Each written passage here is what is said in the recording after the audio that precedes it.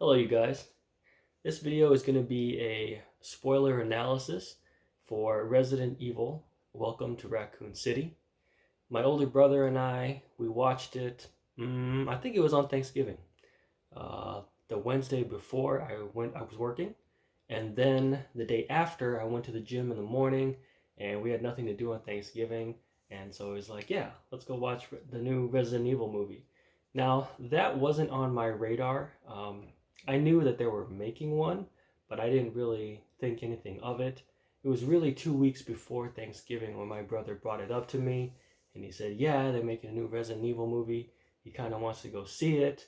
My older brother and we pretty much grew up on those games. Just the 1998 Resident Evil 1, 2, and 3. My older brother had all of them, and we would play all of them all day, all night. good, good times, good memories. And so I don't know if I would call ourselves super fans, but we are familiar with the lore. We kind of know what goes on, what happens, and yeah, we like Resident Evil. So he showed me the trailer 2 weeks ago. I thought the music choice was odd that they used for the trailer, but hey, everything's closed on Thanksgiving, so I was like, yeah, let's go see the new Resident Evil movie. Now, before we talk about the movie, we have to talk about a little bit of controversy. So for the casting in the movie, two characters' races have been bended, race bended, changed. Now, the topic of race bending, it's not always offensive. I think it's only offensive when the character's race is pivotal to their identity. You can't make a Martin Luther King movie played by an Asian. you know, you you can't make a Genghis Khan movie played by a Latin. Just things like that where characters are clearly supposed to be the race they're supposed to be. You know what I mean? Something like that. If you change the race, then I would say, yeah, that's offensive. Now, when it comes to characters whose races are not pivotal to their identity, I wouldn't say you wouldn't get hate for that though. Like I feel like you'd still get hate for that because if the character is canonically whatever race, right? Then by changing it for essentially no reason, people are going to be upset about that, and sometimes reasonably so. You know, um, so in this case, Jill and Leon, um, I was never under the impression that Leon was Latin. I was never under the impression that Jill was Mediterranean. Like those characters to me, they just look to be Caucasian. Some kind of Italian, German, Dutch, French. Something like that. And yeah, these are fictional characters, but even then, fictional characters, if they show a culture that is outside of the norm, you know, then people will get upset about that. Ocean's 11. That's one where most of the characters are actually based on a true story. They're supposed to be Asian, but they were all changed to be white, Caucasian. I'm sorry. And it's like, is that offensive? No, but obviously I can be upset about that. You know what I mean? So just to be fair, right? If you race bend a character, people they're allowed to be upset. They're allowed to be mad. What about the Katniss Everdeen? I think people who read the book said that she was supposed to be Native American, but obviously that didn't happen. You know what I mean? And that's a fictional character. Well, it doesn't matter. If it's if we know the character is supposed to be whatever and they're not, then naturally, you're gonna get some flack for that. So I just wanted to make it clear that like, oh, is it a big deal? Is it not a big deal? I mean, personally, I would just say like what I said before. Okay, it's only racist if the character's race is pivotal to identity. So then, just because it's not racist doesn't mean that you're not going to get hate for it. I think that you will get hate for it, and in some cases, probably quite reasonably. Now, starting with the movie, finally. Um, the movie starts at the orphanage. It's actually the Raccoon City Orphanage. Now, I don't think that this place was talked about very often in the original Resident Evil games. It might have been talked about, I think, much more so in Resident Evil 2 Remake. That I think is when the Raccoon City Orphanage was really highlighted. But before that, in like the documents and notes in RE1, 2, and 3, I don't remember reading anything about an orphanage within Raccoon City. So in this orphanage, we get introduced to two characters who happen to be Chris and Claire. Uh, you know, the Redfields. They are orphans at the Raccoon City Orphanage. Now, I think a plot detail was added in Resident Evil 2 Remake where Claire and Chris's parents were killed in a car crash. So that's fine. If that's what the creators added, because that wasn't in the original games, fine. They can do that. So they add that Chris and Claire's parents are killed in a car crash. And so that's why they end up in the orphanage. Now, that point, I have to say, I don't think that was canon, right?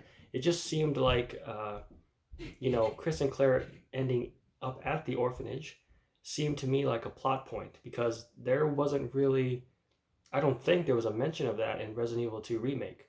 So I gotta ask, okay, why would they bother to make it a point that Chris and Claire are orphans at the Raccoon City Orphanage? And the only thing I can think about is two things. So the first is that they kind of want to add some conflict drama, right? Because in the movie, Claire's going to run away, which means that Chris is left there alone by himself to be raised by Birkin and Umbrella, right? And so in a way, Birkin would become Chris's foster father, and it might create some great drama when he has to fight William Birkin in the G-Virus form. Except, problem, Chris doesn't really kill Birkin in his form. I mean, maybe the first one he does the kill shot, but Claire did most of the fighting. And then in Birkin's second form, Leon killed him. So then there was really no point.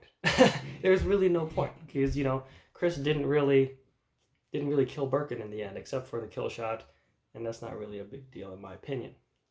Now the second thing I think could be is that by having Chris and Claire be orphans, it was actually a detail to cover a plot hole in the script. So let's say that Chris and Claire were not in the orphanage. They were adopted by a foster family. Then they would just be together the whole time, right? And there's no problem, right? But they want to add this, that Claire ran away thing. Okay, well, if Claire ran away within a foster family, Chris would just go and follow her and find her and bring her back, right? So I think the orphanage was added in order to kind of keep Chris grounded, keep him on house arrest to stay in Raccoon City and possibly build that trust within Umbrella and Birkin, and to make sure that when Claire leaves and comes back, okay, everybody's together. So it was convenient rather than it was, good script writing. Now within the orphanage scene, we do get a couple Easter eggs. The big one, of course, is Lisa Trevor. Now, she's a character introduced in the GameCube remake of Resident Evil. She was unkillable. She did a lot of damage. You really couldn't do anything to her. It was quite scary to have to fight her in the games. So she makes an appearance in the movie, and I think that's great. We haven't really seen Lisa Trevor in a movie form. It's kind of nice to see that. Costume was pretty good. I like the kind of the side face she has. She wears her mom's skin. That was kind of neat. But then in some angles, it kind of looked a little cheesy. So I don't know if that's really just something that could be fixed with makeup or lighting. And then another Easter egg was, I could be wrong, but I felt like there were Silent Hill Easter eggs. So what I mean by that is in the opening scene, the camera pans and then you see a bunny sitting on a chair. It's a pink bunny, and I couldn't tell if the bunny had like red lips, like blood basically, like what the pink bunnies had in Silent Hill 3. Made me think of that, and I was like, okay, that's weird. And then the head nurse there, she was wearing red, like Lisa Garland from Silent Hill 1. And I'm like, if those were Easter eggs, that was kind of cool, but why would you, make people think about another franchise, unless you're also going to make a Silent Hill movie under the same video production company, right? It's like, why would you? It might have been a coincidence, but I just kept getting like Silent Hill vibes from those two Easter eggs. Now, the last Easter egg in the orphanage is the Resident Evil 2 remake doll. That doll that that Sherry has to get the scissors from the back of, that doll is in the movie. That's interesting. um, okay, it's pretty cool to look at. I'm a little worried about the plot detail though, but yeah, it's nice, I guess. But it doesn't really add anything to the story, much less the progression of the story. So the orphanage scene ends up being a flashback, at which point Claire wakes up, and she actually wakes up in a trucker's vehicle, kind of like that trucker from RE2 remake. He has the sandwich, and he took a bite out of the sandwich, the whole thing. So that was kind of neat to see. And it looks like the trucker scene is really an exposition scene. So it's kind of explaining plot details to you, saying that Umbrella is leaving Raccoon City, taking their jobs with them. There's nothing left in Raccoon City. You might as well leave, type of thing. And then as they're driving, a zombie walks into the road and gets hit by the trucker's truck, just like the video game. And so at that point, of course, Claire and the trucker get out, try to make sure she's okay, whatnot. The trucker's freaking out, so he's, kind of yelling and going crazy, and Claire's trying to calm him down. And then the zombie wakes up and then just walks away. And then the trucker's dog runs out of the truck and he starts licking the zombie's blood. So, can't imagine what's going to go wrong there. But eventually, the dog kind of like took their attention away and like, oh, the person we hit is gone. That's weird. So, at that point, they get back in the truck and they are heading back into Raccoon City. Now, the next scene, we actually see somebody wake up, kind of with the covers over their head like a ghost, and it apparently is Leon. It's Leon Kennedy, and I guess he's late. He's late for work, and so that's kind of a quick, short scene. I think he takes a drink from like a bottle of alcohol, and then we skip on to the diner scene. Now, the diner scene, Leon is still sleeping in uniform, but he's sleeping. And then Albert Wesker is kind of putting, I think it was a ketchup bottle on top of his head. So he's kind of like playing a prank on him, I guess. And then the characters there are Leon, Albert, Jill is there, and Richard's there. So 4 characters in the diner. And the diner scene had this really awkward dialogue. I asked my brother, and he felt it too, to where when the characters talked to each other, they kept using each other's names after the question. Okay, now that happens in real life once or twice if you're talking to different people, but that never happens again.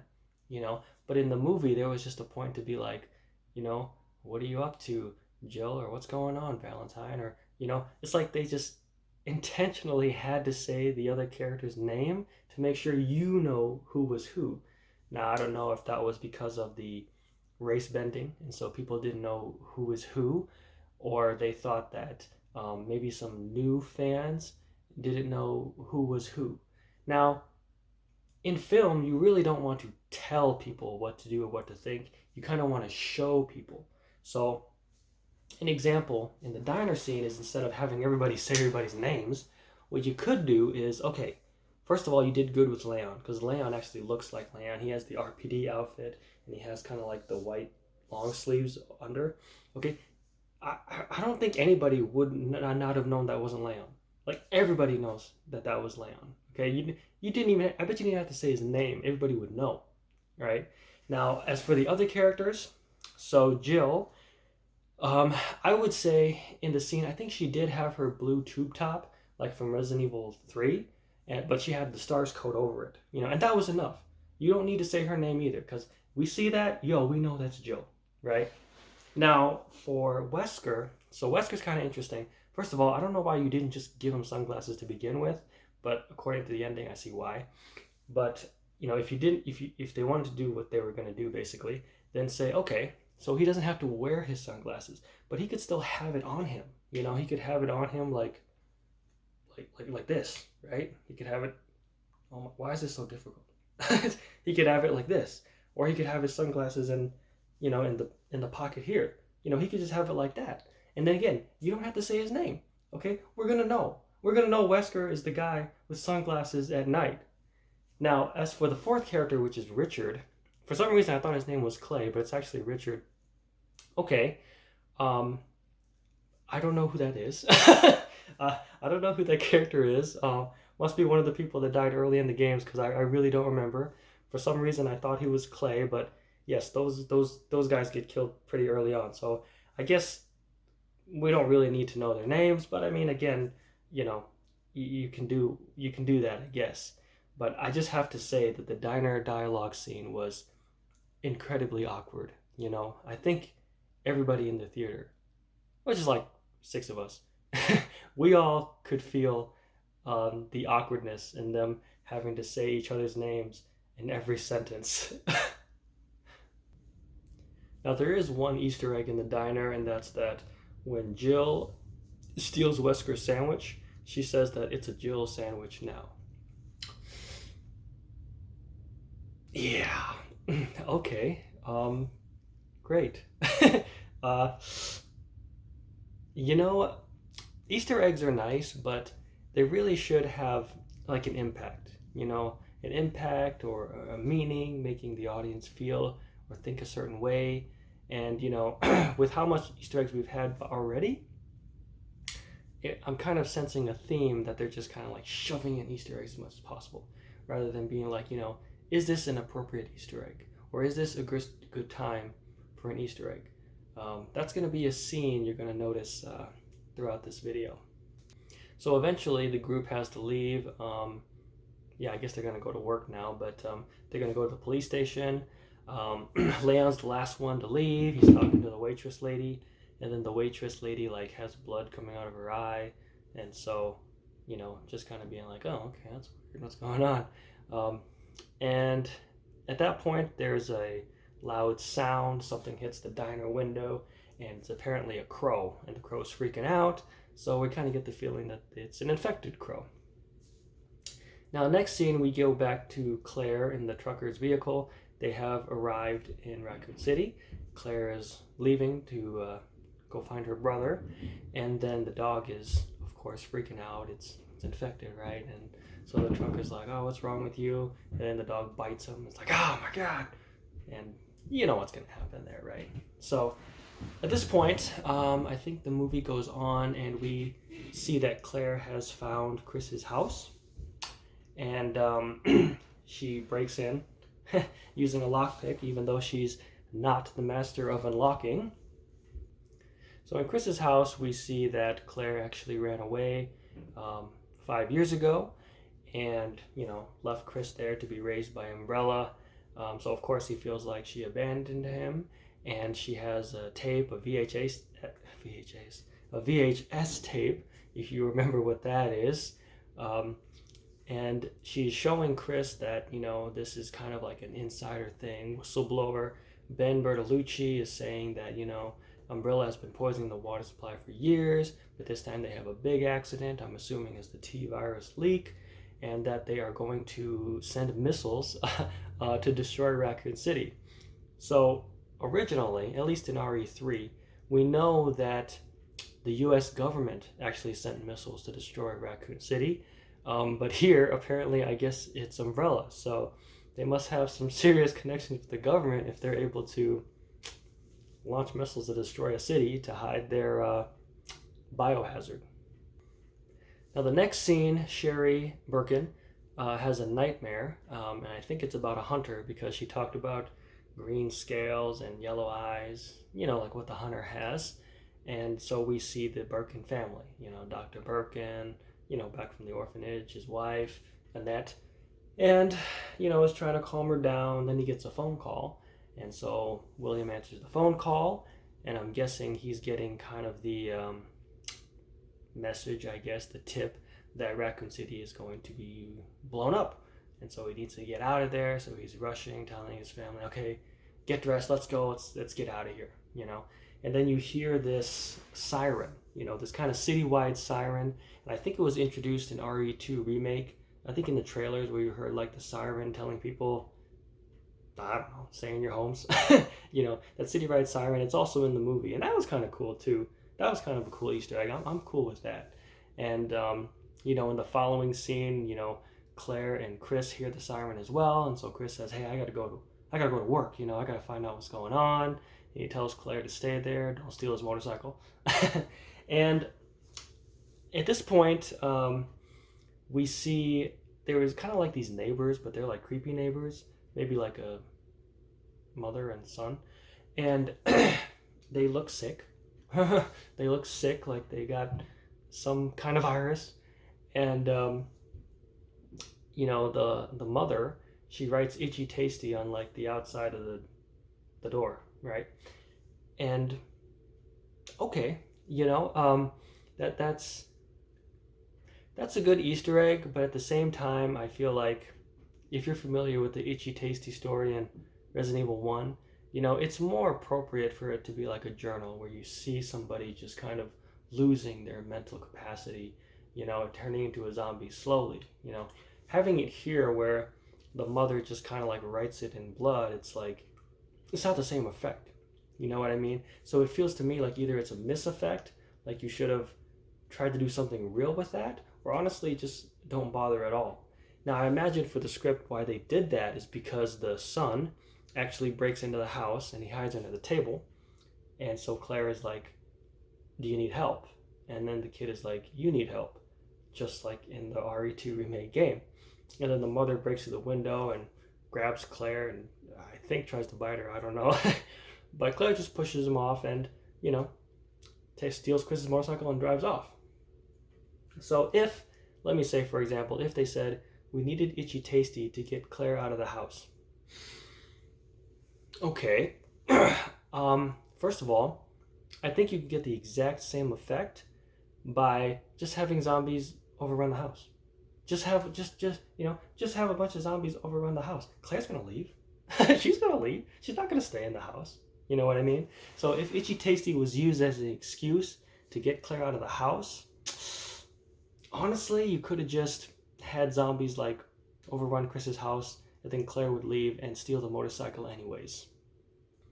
Now the next scene, we're in the RPD, Raccoon Police Department, and there's a meeting with, well, I'm going to call them Alpha Team. So Alpha Team is going to be, well, Chris is here now, but, before we mentioned Jill, Wesker, Richard, well, not Leon, I guess, but, Chris in this case, which he is there. I'm going to call them Alpha Team. Okay, so Alpha Team is always going to be Chris, Jill, Wesker, and Richard. So when I say Alpha Team, I'm talking about them. Okay? Now, in the scene, in the police department, there's a briefing because they're hearing the citywide siren. They don't know what's going on. And Chief Iron says, I don't know either. Okay, but what he does know is that Bravo Team hasn't responded to any of his messages, and he wants them to go look into it. Okay? Now, at this point, Wesker gets kind of like a pager. I was born in 1989. I don't even know what a pager is, but he gets a pager, okay? And it's telling him it's time. So, I guess he has an inside guy from Umbrella telling him, we are going to blow up the city. Get your ass out of there. And he's told to go check his locker. Okay, and in his locker, he has a Palm Pilot, I guess, giving him more information about how to get out of Raccoon City. Now, I also want to talk a little bit about Leon. In the police meeting, briefing room, he's treated really badly. Like they really treat him like an idiot. And I was a fan of the idea that Leon would be green. He'd be kind of new. He doesn't really know. He knows cop stuff, but he's naive. Like in the games, he was naive to trust Ada way too quickly. He was naive to not understand who was betraying him. Leon can make mistakes like that, okay? But honestly, in the movie, the way he's treated, it's like he shouldn't have even passed police academy. Like he didn't even get that far. And so I'm okay with Leon making little mistakes, but the movie just they just really wanted to hate him for some reason, to the point of unnecessity. It was almost kind of annoying how mean they were to Leon. At least Chief Irons was. But most characters, you'll see, don't really take him seriously either. Now moving on, we get to a scene where the trucker who has been bitten by his dog is clearly infected, and he's driving his truck but he's having a real hard time driving his truck, swerving left to right, and eventually he accidentally flips over his truck, and he flips pretty close to the RPD entrance, and it explodes. And so he kind of walks out. The driver zombie walks out in flames, because Leon is sleeping at the front desk. Of course, I don't know why they do that to him, but anyways, the flaming zombie walks in, and then Chief Irons shoots him, which of course wakes Leon up. The following scene, Chief Irons is freaking out. He's packing everything up. He's leaving. I don't know if he has inside information, but clearly he wants to get out of there. And Leon, again, being treated like an idiot. It's terrible. But yeah, Leon's like, I don't know, what am I supposed to do? Who's in charge? You're in charge, stuff like that. Anyways, in the scene after that, Alpha Team is able to find Bravo Team's Jeep. It was a turned over Jeep. So we have Alpha Team, remember it's Chris, Jill, Wesker, and Richard, and then Brad is the pilot, so I guess you could say he's part of Alpha Team. So they land and they go investigate the Jeep. Now, here I think would have been all right to have an Easter egg. In Resident Evil 0, when Rebecca leaves the plane, and she's like, I don't remember, but she's like, be careful, okay? And then the pilot's like, yeah. They could have done that with either Jill or Chris, Because, obviously they're not going to make a Resident Evil 0 because they're like up to 3 at this point. So it's like, why not? Why not have the RE0, Easter egg with the pilot? I think that would be pretty neat, Now, when Alpha Team is investigating the Jeep, they do find a crow that's clearly looks messed up, and then Jill shoots the crow. And, Wesker's kind of like, really? And that scene was really odd to me because it seemed like it wanted to make Jill like a trigger happy character, or like I don't know, it's like she just like she acts too quickly or something, which is not quite like the character Jill in the games. Jill was much more, she like knew the steps to take, the decisions to make, and she wasn't very impulsive, I guess I'd say. She wasn't impulsive, or if she was impulsive, it was at least well thought out. Now, Alpha Team does eventually find the Spencer mansion. They all walk in, and then Wesker suggests that we split up, And so you kind of hear Chris say, we should go in pairs. And you can see in the movie that Wesker is like visibly like, like clearly he wants to like, leave his team here to die while he saves his own ass. And so we get a splitting of the group. Jill goes with Wesker, and then Richard goes with Chris. Now in the next scene, Irons, who is in his car trying to get out, he's actually stopped at a roadblock, and there are some, I think they're umbrella soldiers, kind of just like, I don't know, checking people, I guess, see if they're infected. And so, Irons tries to turn around, but he can't because a car just parked right up behind him. And so the guy that parked behind him like leaves his car and is trying to talk to the umbrella soldiers. And so eventually they're arguing with the umbrella soldiers, and the soldiers start shooting them, and then start shooting Iron's car. So then he drives out of there, and he ends up going back to the police station. So it's like, okay, I don't know why. Why'd you put that in the script? But I don't know. And I wasn't sure if Hunk was in that scene, because they kind of closed in on Umbrella Soldier. But Hunk doesn't have a distinct look though. He kind of looks like, any other UBCS officer. So when Irons gets back to the police department, he hears a dog, the dog, Trucker's dog. And so he's freaking out. He gets his gun, and this is what I found odd. He didn't load his gun. He's sitting there trying to load his gun, and it's like, what? You killed the zombie when they walked in the RPD entrance on fire, and you're gonna leave the RPD with a gun, but you didn't load the gun? I was, okay, I guess, whatever. So anyways, he's trying to load his gun, and then the dog breaks through the window on the opposite side, kind of like a screamer, I guess you could say. And so, Irons takes 2 shots, and then he hears a sound, takes another 2 shots, hears another sound, takes another shot, he's empty. And then the dog, of course, shows up, and he's about to attack Irons, but then Claire shows up and kills the dog with a fire extinguisher. And then Leon comes up and he's like, "Drop the gun, put your hands up." And then she's like, "It's not a gun." Like, oh, okay. Once again, more making fun of Leon for no reason. And so with that scene, all three of them go into the RPD. Now, I want to say that I would like to have seen some changes. First of all, I think the dog should have been on fire. And maybe it was like smoking, but the dog didn't look like it was on fire or smoking. Because remember, the dog was in the truck. And then the zombie trucker died. Well, he was on fire, but he left the truck and he got shot. And so then you'd think the dog would be on fire, or at least be like heat, steaming off of it. And then another thing too is that I think Claire should have used the fire extinguisher on the dog just to kind of disorient the dog, and then she can beat it to death with the fire extinguisher.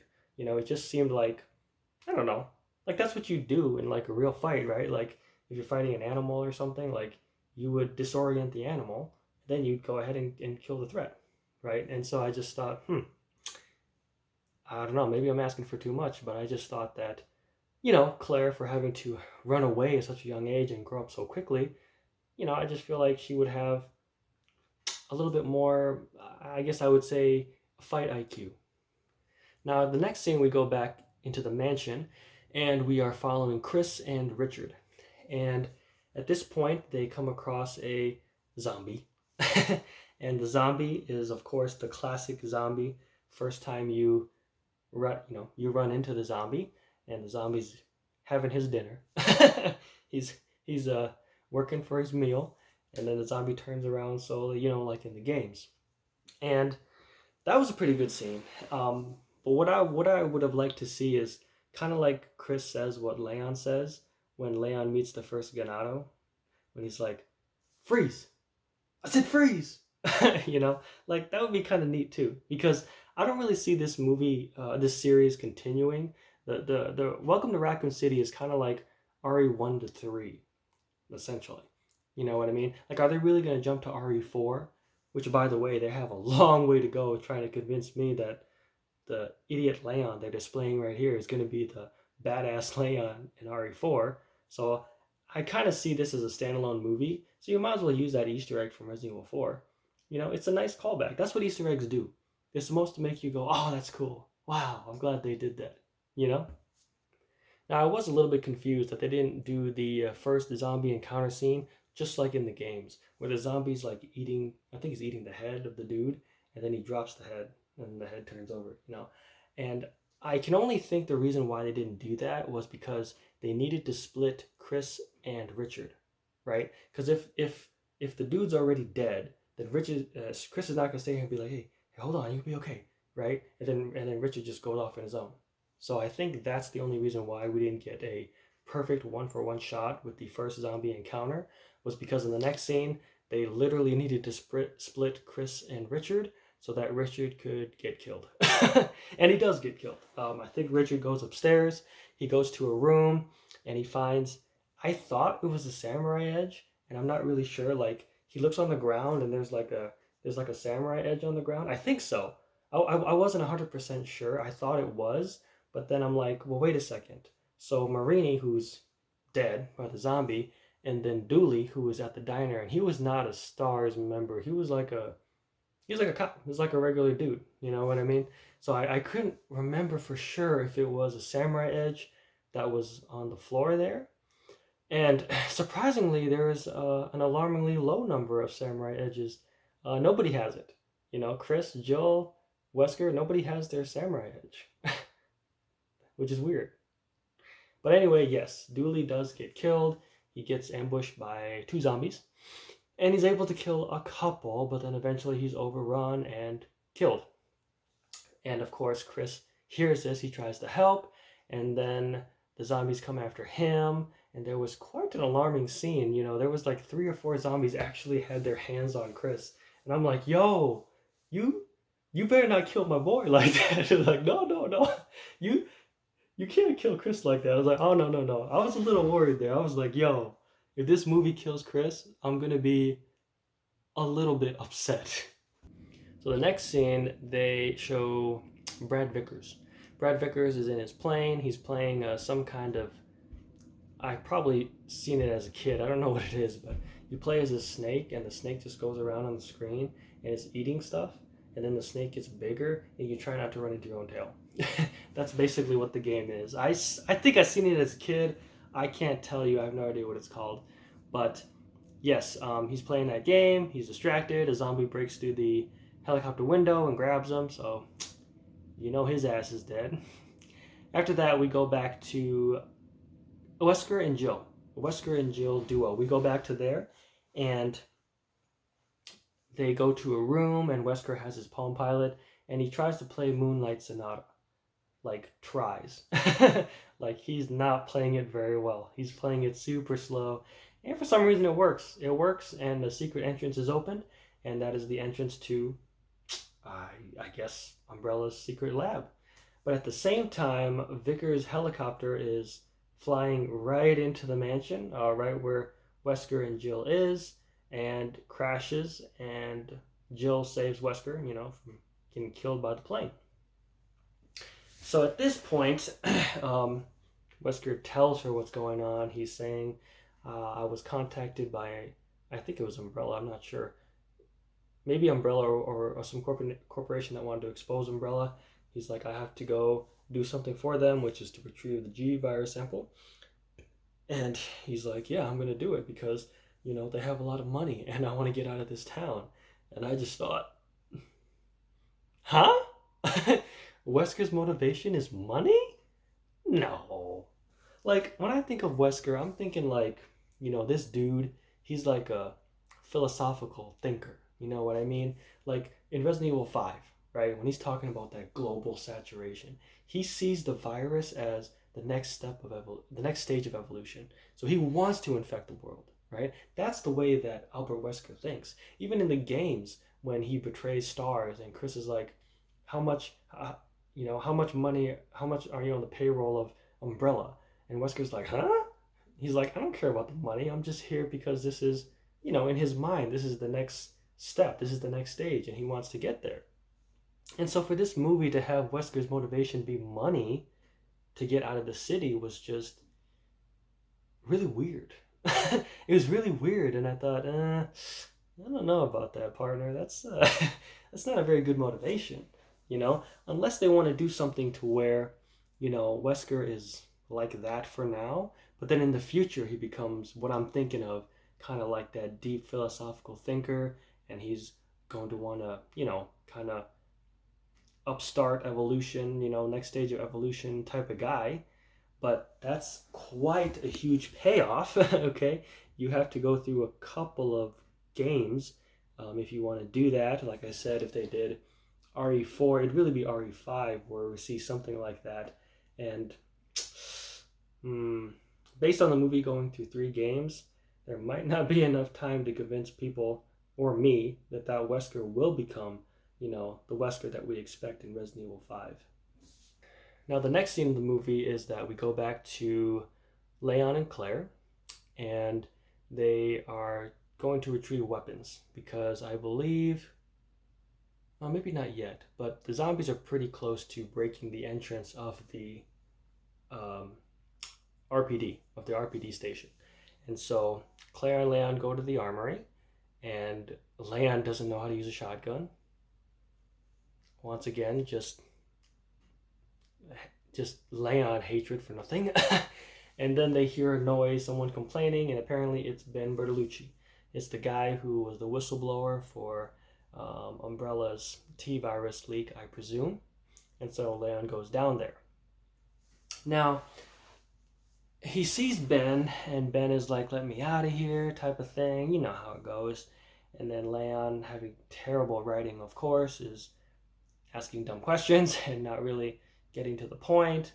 And so eventually Ben grabs Leon, grabs his gun, it's like, "Open the damn door," type of thing.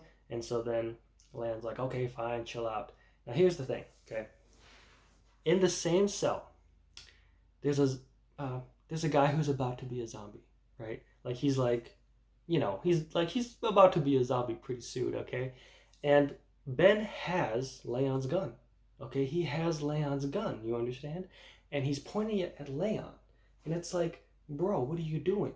Leon doesn't have a gun. You're okay. What about the zombie over here? What about the zombie right next to you? You're not going to shoot him? You know what I mean? And it was just, oh, it was painful. It was like physical pain, like how dumb this guy was, for being like a whistleblower and knowing what's going on. He really didn't think to like, keep the gun on the zombie and be like, yo, you better open this door, bro. Like really? That never crossed your mind. So obviously, as you can imagine, Lan does open the door. The guy's like, finally, he gets bit by a zombie, which surprises no one. And then, the zombie tries to go after Leon. Claire comes down, shoots the zombie with a shotgun, and Leon's alive. And he gets his gun back. Obviously, Ben's dead. Claire's sad about that, and she leaves. Leon gets his gun, goes psycho, shoots the zombie like 10 times, and then, okay, on with the movie, I guess. Now, I think somewhere down the line, the zombies do break through the RPD entrance.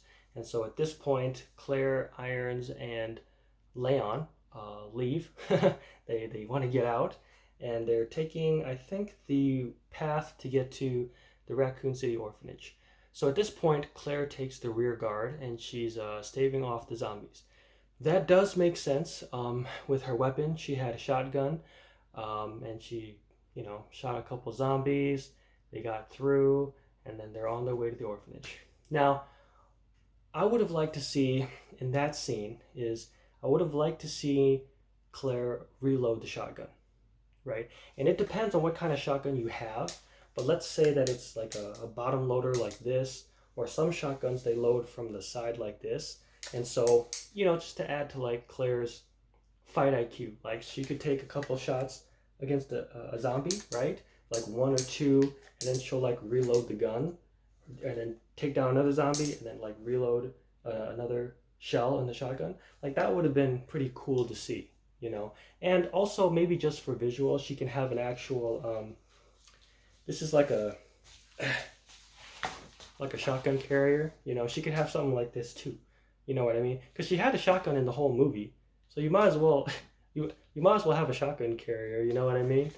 And so that was something I would have liked to see in that scene. I also would have liked to see, honestly, I would have liked to see Leon take the rear guard. Now I know the movie hates him, but there was just no character development for Leon at all. It was just absolutely dreadful. Plus it doesn't fit his character. Like in the game, right? Resident Evil 2, like when Ada, which she can handle herself, right?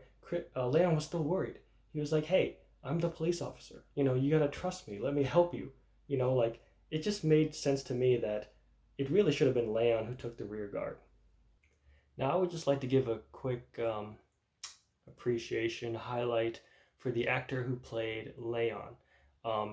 In the scene where Irons, Claire, and Leon are going to the Raccoon City orphanage, Leon is actually kind of covering them, covering Claire and Irons, and there's a point where he could have flagged Claire and Irons, and flagged means like if you're like standing there and someone like just has the gun kind of pass you this way, that's called flagging somebody, which is obviously very dangerous.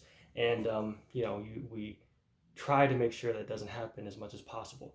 And I was just really impressed that the actor who played Leon, he's like behind Claire and Irons, right? And he's like making sure that there's no zombies around. And when he gets to the point of Claire and Irons, he actually lowers his gun, and then he keeps scanning this way. Just quick highlight. Thank you. I appreciate that these days.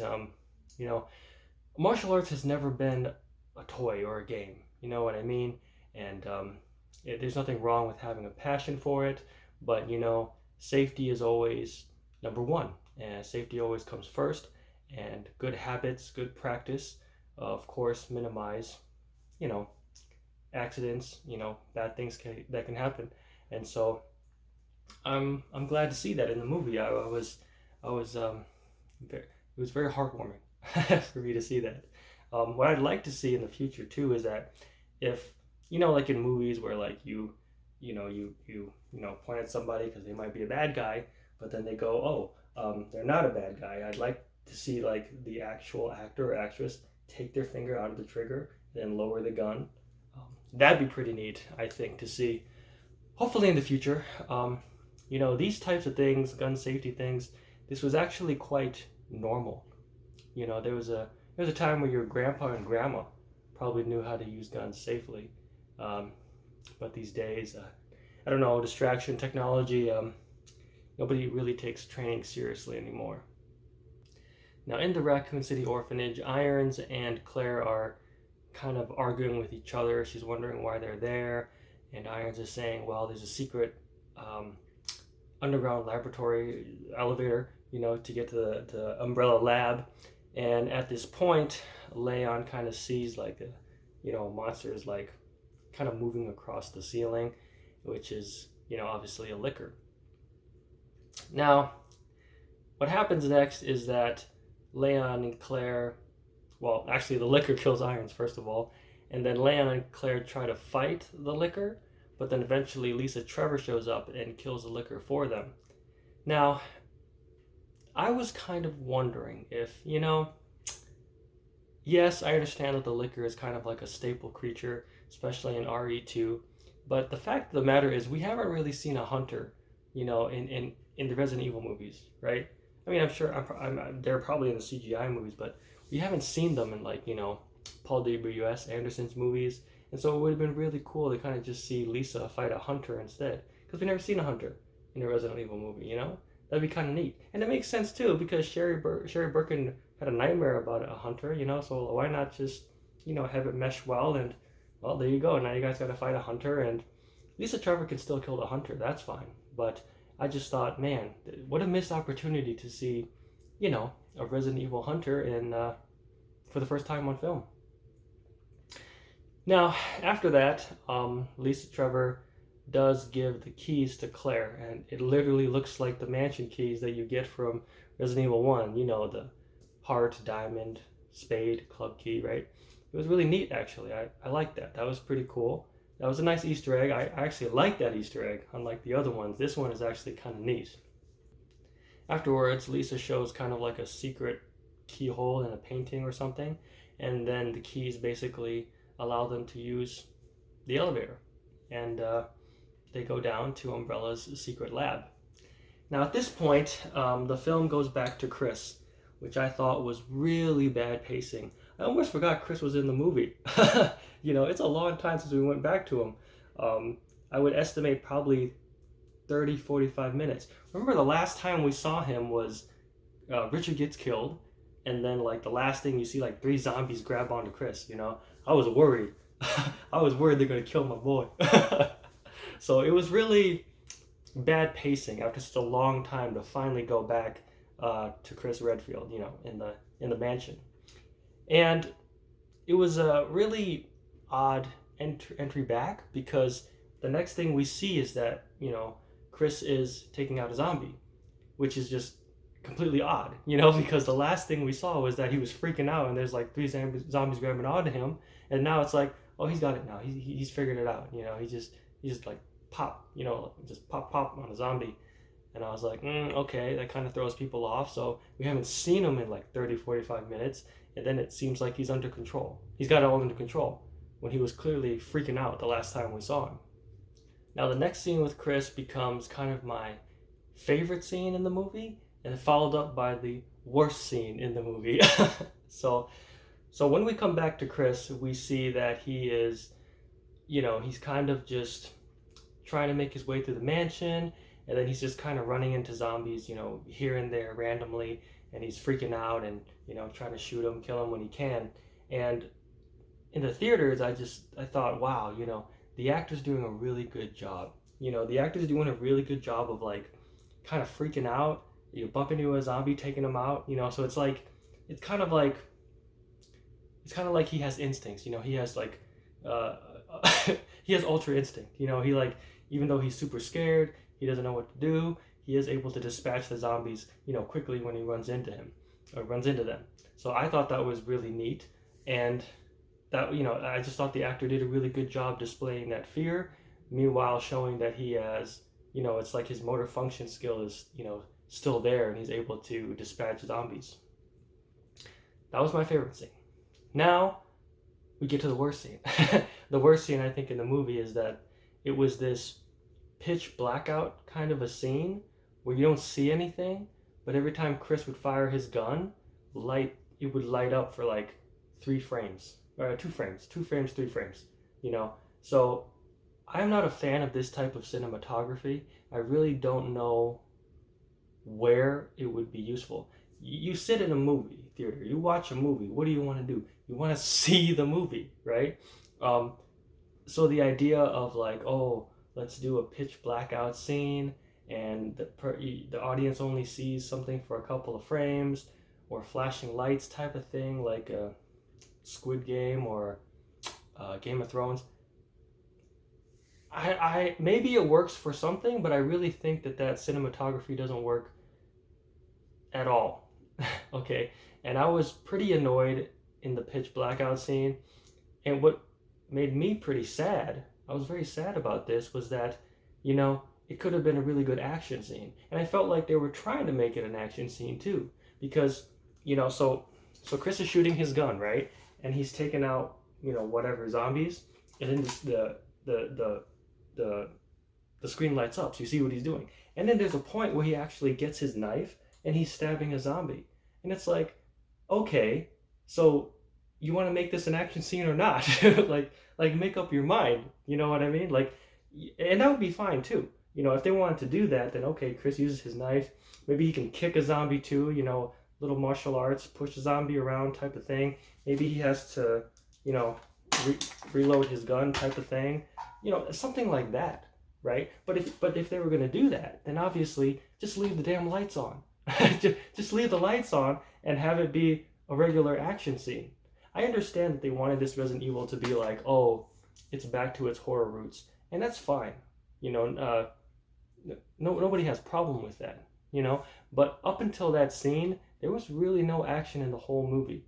You know what I mean? Shooting a zombie is not an action scene. Not too much of an action scene.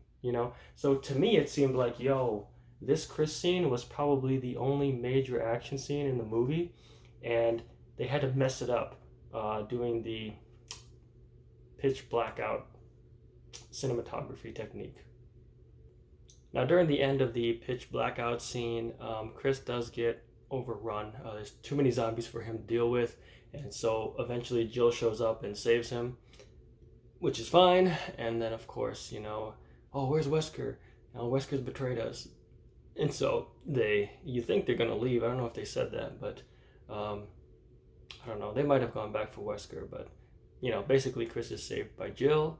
And then in the next scene, it's a little scene, but basically we go back to Leon and Claire. They have that kind of an Easter egg scene with the Code Veronica, that video reel with, isn't it Alfred and Alexia Ashford? Yeah, they pretty much did like a 1-to-1 scene, I guess, for that scene in the video games. Honestly, unnecessary. Unnecessary. There's no point to do it. And then, of course, they see the book of all the orphans that were experimented on in the Umbrella Lab. Claire freaks out. It is what it is. And then we go to Wesker. Oh, we haven't seen Wesker in a long time. So basically Wesker, using that tunnel after playing the piano, which I guess was a long-ass tunnel, he does finally find William Birkin and his family, which of course Willie is packing his G-Virus, his life's work. And Albert is like, hey, yo, I need that G-Virus, that's what he's there for. And, he's like, I don't want to give up my life's work. And so, basically William shoots Albert, and then Albert shoots him like 3 times. And so, obviously William is on the floor dying, and then Annette is trying to help her husband. Then she takes the gun, tries to shoot Albert, but she doesn't get a shot off. Albert kills Annette, and then the kid, so Sherry, ran away, And so when Albert is distracted, I guess he looks back and she's there with a gun, and she doesn't. Sherry doesn't shoot Albert. It was actually Jill that shoots Albert and kills him, I guess. And so that was interesting. And of course, Willie did inject the G virus into himself. So in the next scene, Chris and Jill, they leave, or they're trying to leave with Sherry, and Chris can't get through a door, some kind of passage. He can't get through a passage, punching too many boulders, I guess. And so, of course, Willie catches up to him in his G virus form. He fights Chris for a little bit, but as I mentioned in the beginning of the video, if they were going for some kind of foster father drama, they didn't really buy it. I didn't really get that, he was trying to be Birkin's adopted son or nothing like that. Throws Chris around a little bit. Claire shows up, kills him, beats him down a little bit. Doesn't get the kill shot, but Chris does take the kill shot to kill William Birkin. And then at that point, I believe they run into Leon and Claire. So everybody's together now. Now, as you expect, of course, using the tram or the train, whatever it is, obviously William Birkin does catch up in his final form. And what I thought they should have done was that, that tram is pretty big, pretty wide, and I'm surprised they didn't just have Birkin like stab through the ceiling like he does in the games. You know what I mean? There was a lot of room to do that, and they didn't. They just had him open like one side of the train, and there he was. And it was like, man, you might as well just have him poke holes in the ceiling just like the game. Maybe like, I don't know, knock somebody's gun out of their hands, something like that, but it was just, he just opened the damn ceiling of the train.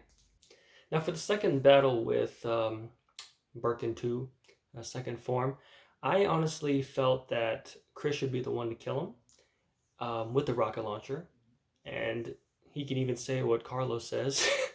Hey, fuckface!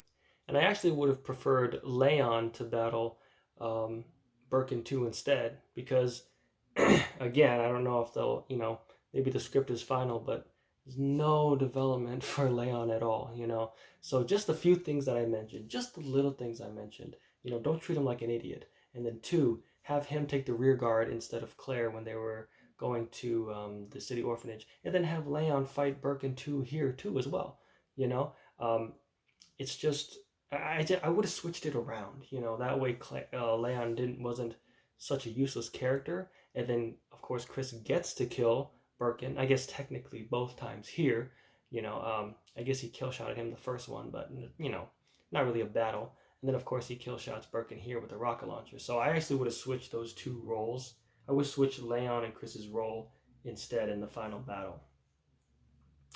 Now, at this point, the movie's over, of course.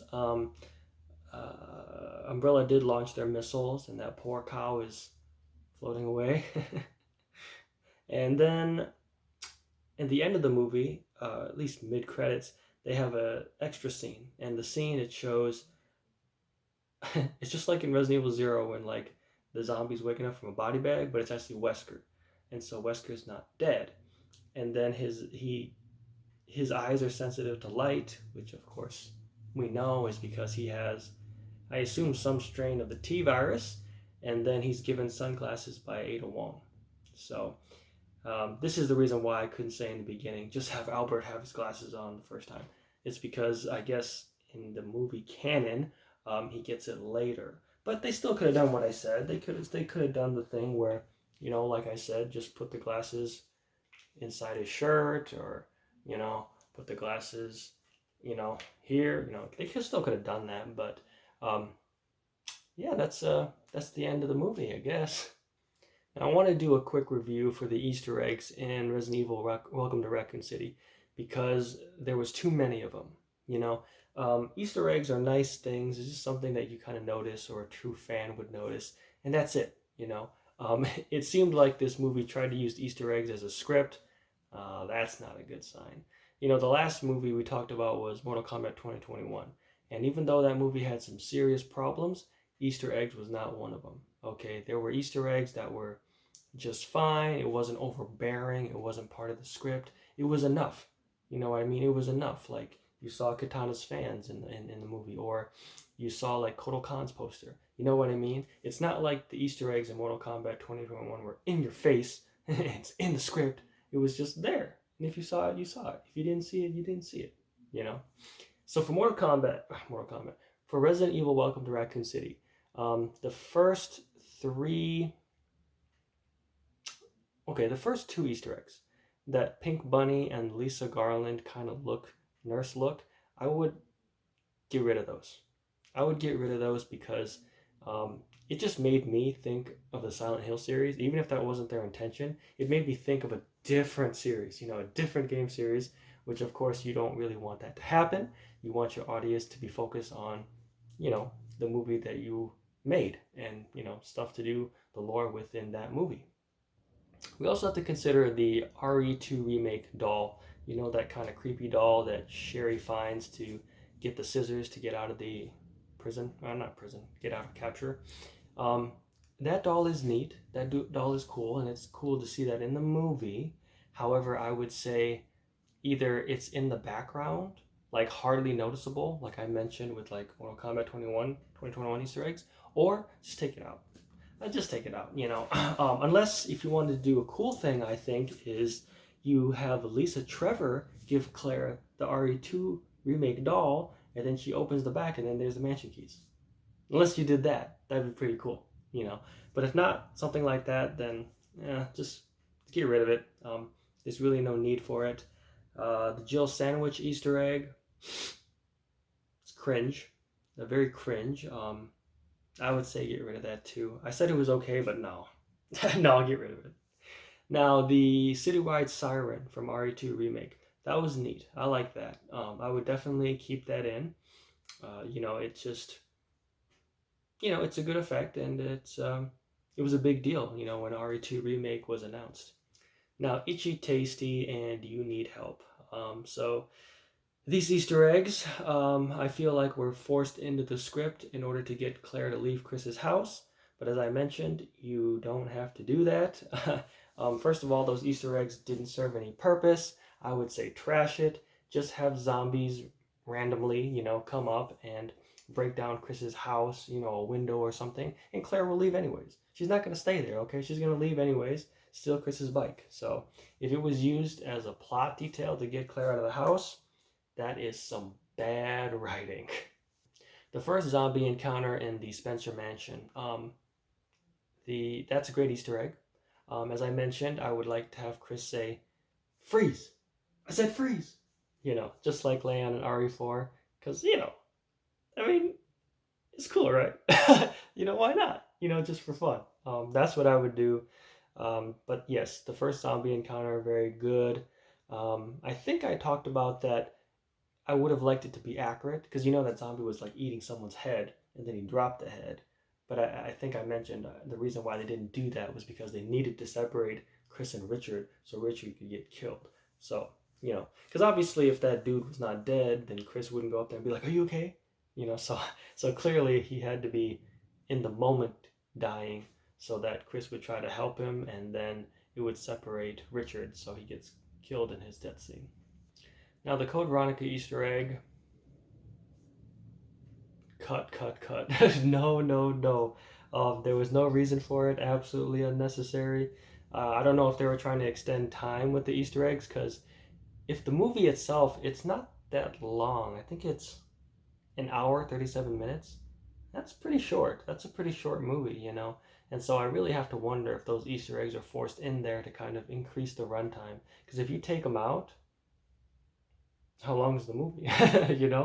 An hour 15? I don't know. So, yeah, Code Veronica Easter egg, hell no. Absolutely doesn't need to be there, serves no purpose. And now the Wesker Easter egg at the end, I like it. I like that it reminded gamers of the RE1 remake, when you start the game and the body slowly wakes up and body bag and gets shot. I think that's pretty neat. Wesker getting the glasses, like I said, it's not necessary. I like my idea better. I really like my idea where Wesker already has the glasses. Here or here. He doesn't need to. So basically, he died in order to get injected with the T virus strain and then have sensitive eyes. I mean, okay, fine, I guess. But like I said, this idea that Wesker is kind of like an unwilling participant in the Umbrella's, you know, antics rather than like he was with it all along. It's kind of a different approach, and it might pay off. But like I said, that's only if you're guaranteed movies. Like, are you contracted for like 3 more movies? Then okay, I guess you can build up to the Wesker that we know. If not, then what are you doing? What are you doing? You're not gonna get us to believe that. Nothing against that actor. I like that actor. That guy's good. But I'm just saying that you know it's just such a different Wesker from what we're used to, and it's gonna throw off a lot of fans. Now the next thing I want to talk about, just final thoughts, are gonna be costumes. Um, the person with the best costume in the movie was Leon. Leon was the best one. His costume was right on point. As for everyone else, well, Jill had that blue tube top in the diner scene, and then she never had it again. So honestly, I would say have Jill keep the blue tube top. She can have a Stars jacket over it if she wants, but honestly, like, yeah, I would have changed Jill to have that RE3 outfit. And Chris, I don't remember Chris's costume too well. I know he's got kind of like doesn't he have like a green vest and then like a kind of like a white short sleeve shirt? Um, I mean, the actor was pretty good. I like the actor for Chris. I don't know if his costume was on point, but yeah, I think probably I don't think he had a green vest, so I would probably change that on him. And then Wesker. So Wesker can either wear all black like we know him, or he can also wear his RE1 outfit, which is like I think maybe it's like a black vest and then like a purple short sleeve shirt, something like that. That would have been okay. Now Claire, Claire, Claire kind of just had a generic jacket. I don't think it had that angel on the back. What does it say? I don't remember. You know what I'm talking about? Yeah, it didn't have that. So it's generic. It's generic.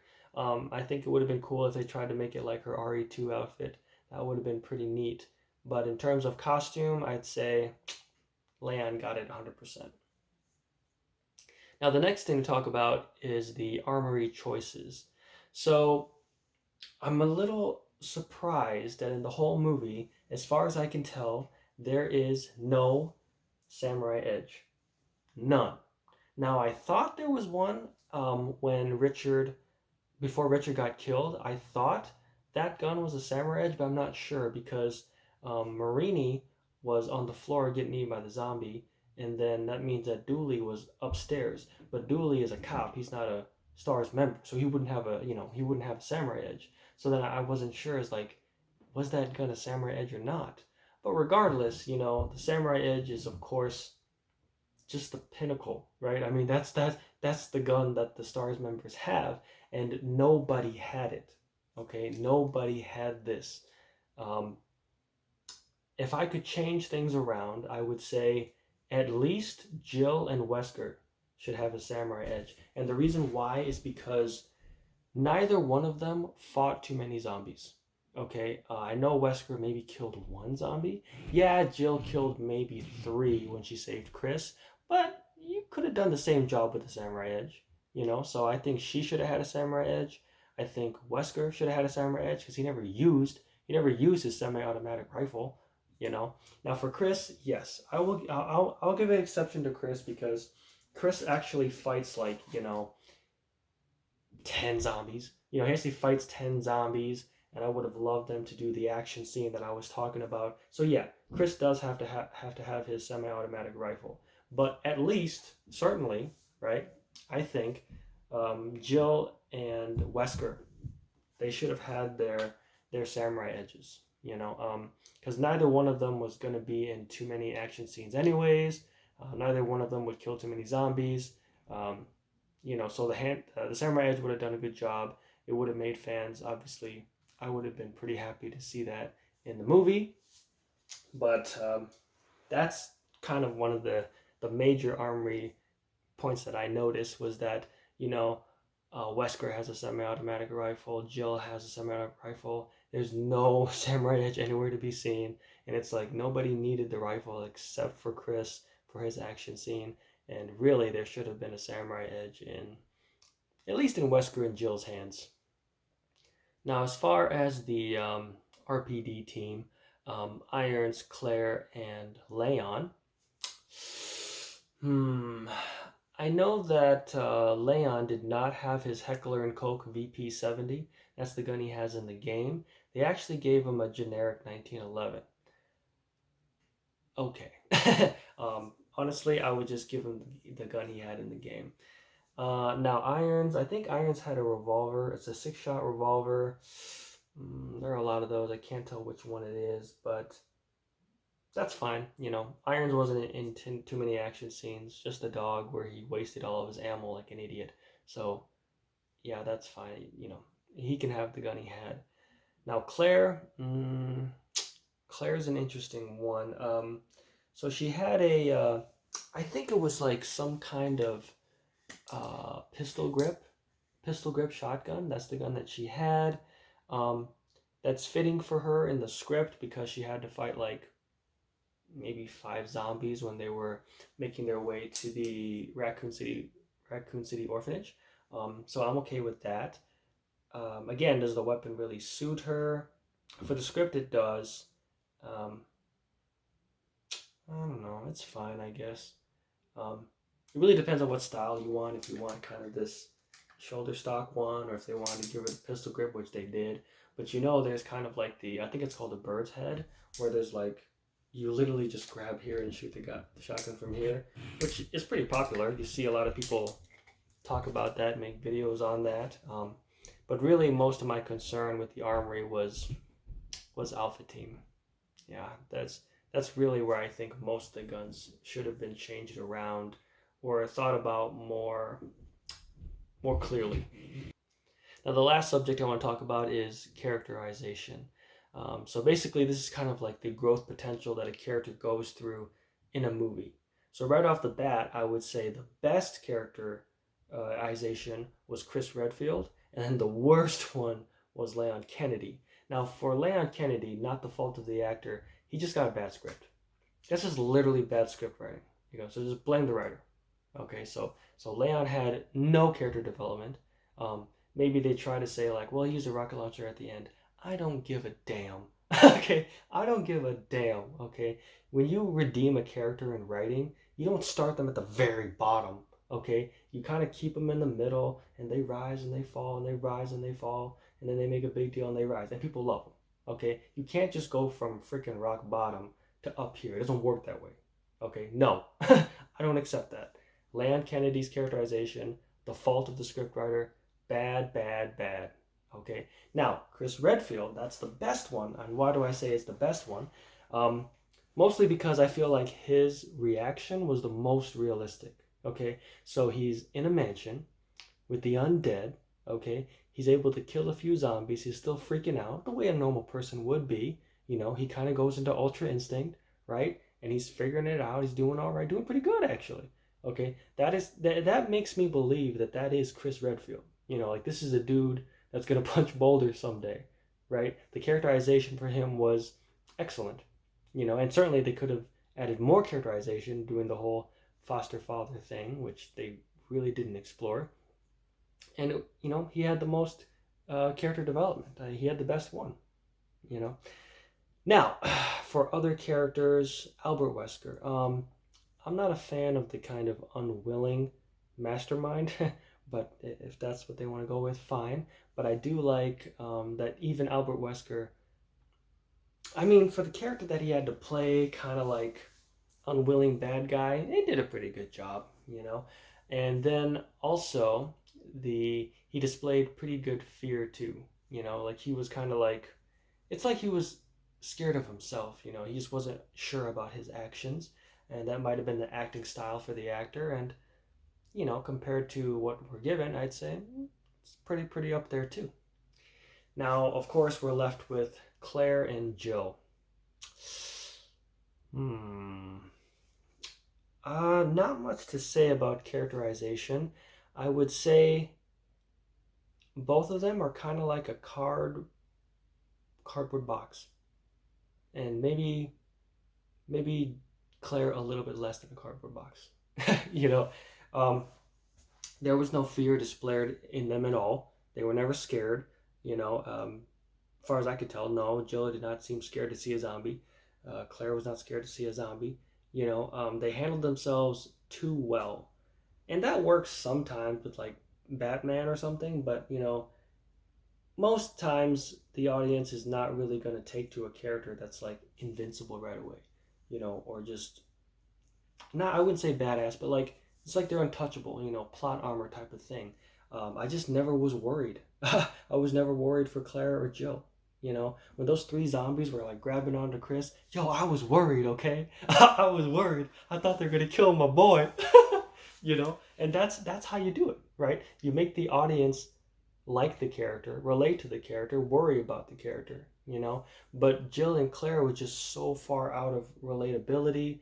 Like Claire always knew what to do, which some people do, but the level of it and the way she handled herself was too unrealistic. And then Jill, I think they kind of made her like a trigger happy character because when they found Bravo Team's Jeep and there's a crow freaking out because it's infected, like she just shot it, like and close to Wesker too. You know what I mean? Like damn, it just it doesn't really fit the character. If you play the games, it really seems like they're far out there. And what's even funnier too is that Claire is typically a nurturing character in the games. She's always there trying to help Sherry, and Claire didn't say anything to Sherry in the movie. She didn't say nothing. She didn't care at all. So I imagine that's probably the script trying to make her like, I don't know,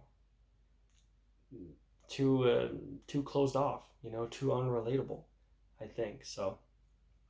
I'm not a scriptwriter. I don't know what I don't know how to fix it, but I would say, hey, make them more relatable. Okay, make Claire, know how to talk to kids, talk to Sherry, something like that, like in the games. Jill, I mean, Jill is more of like she like knows what to do, and she gets the job done. That's kind of like who she is.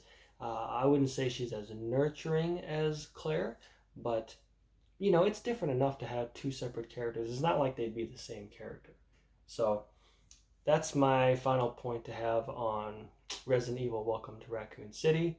Um, all in all, I'd say the score at the time, right after the movie, I'd say 6 out of 10. But then as it's sort of like, going around in my brain and thinking, I'm thinking, I think it's a 4 out of 10, just because of the missed opportunities, seeming like that they're trying to add Easter eggs to extend the length of the movie, choices for the gun choices for the characters, the pitch blackout scene with Chris, which was the worst thing I'd seen. I hated it, but then the actor doing a good job freaking out from the zombies, but being able to take them out one by one, I loved it. Yeah, I'd say 4 out of 10. My brother and I, we made we said, hey, let's turn off our brain so we can enjoy this movie. We couldn't do it. I guess we're Resident Evil super fans, but no, we couldn't do it. We couldn't turn off our brains. Everything that happened in the movie, every word spoken, it was like we just criticized it. We couldn't help it. But if you can turn off your brain, I think you'll probably like it. You'll probably like it. You'll have fun. I mean, I don't take it back. It was, it's all right. It's a good movie. But if people are going to say it's super accurate to the games or it makes longtime fans happy, I wouldn't say I'm happy, but I would say it was a good try. It was a good try. A for effort. All right, so that's the end of my review. If you guys watched it, thinking of watching it, let me know. I would love to hear what your thoughts are on it. Don't forget to like, comment, and subscribe, and I'll see you guys in the next video. Bye.